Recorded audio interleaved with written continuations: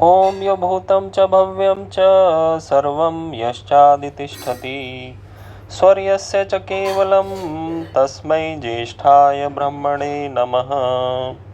आइए वेद की ज्ञानामृत की धारा में आपका पुनः स्वागत है। आइए ऋग्वेद के मंत्र का पाठ करते हैं। ओम चतुरश्चिद्दधमानाद् बिभीयादा निधातुः। ओम चतुरश्चिद्दधमानाद् बिभीयादा निधातुः। नादुरक्ताय स्पृहयेत् नादुरक्ताय स्पृहयेत्। मंत्र का शब्दार्थ है चतुरः चित्त दधमानात्, चारों ही पुरुषार्थों को धारण करने वाले से, बिभीयात डरे अर्थात भय करे, आ निधातुः जब तक वह इन्हें छोड़ न दे, दुरक्ताय ना स्पृहयेत दुर्वचन के लिए स्पृहा व इच्छा न करे। प्रायः देखा यह जाता है कि मनुष्य भय संत्रस्त असत पुरुषों से होता है, अर्थात मनुष्य को भय उन पुरुषों से होता है जो कि सदाचारी नहीं होते, असत्य का आचरण करते हैं, कि वह कहीं हमें हानि ना पहुंचा दें। अंधकार में चोर से वह थर-थर कांपता है, आतताई को देख घर में जा छुपता है। पर इस प्रकार के असाधु पुरुषों से तो उसे संघर्ष करना चाहिए, ना कि उनसे डरना और संघर्ष करके विजयी होना चाहिए। तो फिर मनुष्य किससे डरे, किससे भयभीत हो? उससे जो कि धार्मिक है, जो धर्म पूर्वक धन कमाता है, जो धर्म अविरुद्ध अर्थात धर्म के अनुकूल काम में प्रवृत्त होता है, और जो सदाचारी है। धर्म, अर्थ, काम और मोक्ष, ये चार पुरुषार्थ मानव की उन्नति के लिए सोपान हैं, जिनका मूल धर्म है। किसी ने धृति, क्षमा, दम, अस्तेय, शौच, इंद्रिय निग्रह, धी अर्थात बुद्धि, विद्या, सत्य, अक्रोध को धर्म कहा है।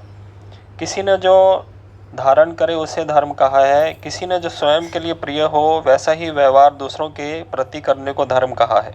धर्म के अनेक लक्षण होते हैं, पर सब में मूल भावना एक ही है कि वही कार्य धर्म कहते हैं, जिससे अन्यों का भी कल्याण हो और अपना भी। धर्म के समान धन भी उन्नति का साधन है, पर तभी तक जब तक वह धर्म अनुकूल उपायों से अर्जित किया गया हो, अन्यथा वह पतोन्मुख करने वाला बन जाता है। काम अर्थात इच्छा व कामना भी धर्म विरुद्ध होने पर पतन का साधन बनती है, किंतु धर्म अनुकूल होने पर संकल्प बल द्वारा बड़े बड़े कार्यों का साधक होती है।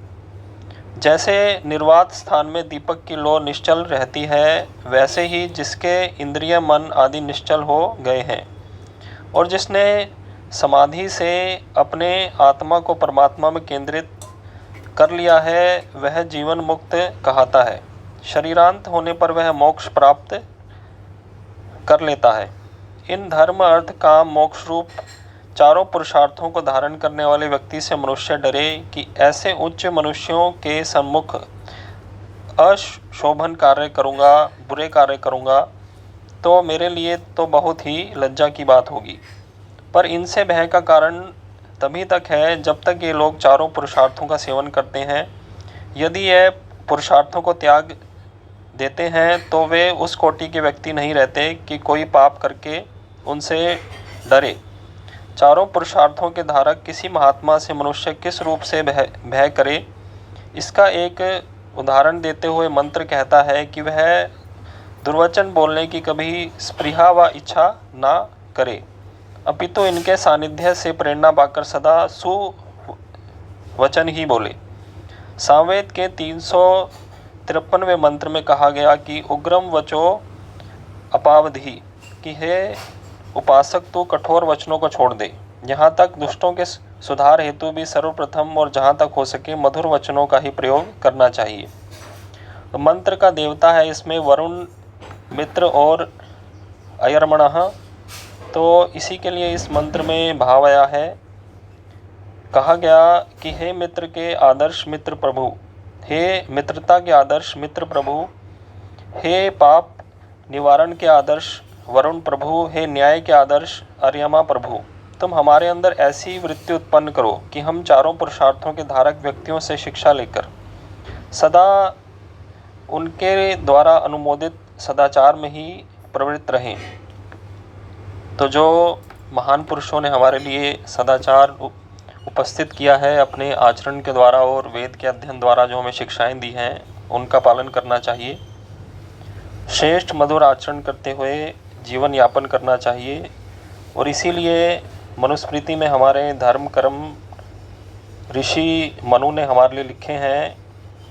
इसमें तीसरे अध्याय में मनु ने हमारे लिए विशेषकर गृहस्थियों के लिए पंच महायज्ञ का विधान किया है और नाना प्रकार के श्लोक दिए हैं। आइए एक श्लोक का चिंतन करते हैं।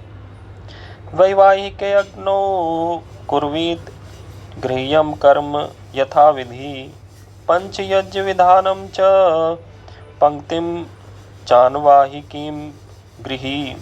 गृही अर्थात गृहस्थी पुरुष, वैवाहिके अग्नौ गृहस्थ्य रूप अग्नि में गृह्यम कर्म यथाविधि, गृहस्थ के सभी कर्तव्यों को जैसे पाचन, भोजन पकाना इत्यादि, याजन, ईश्वर की भक्ति और देवयज्ञ अग्निहोत्र करना, संतान उत्पत्ति करना इत्यादि उचित विधि के अनुसार कुर्वीत करे।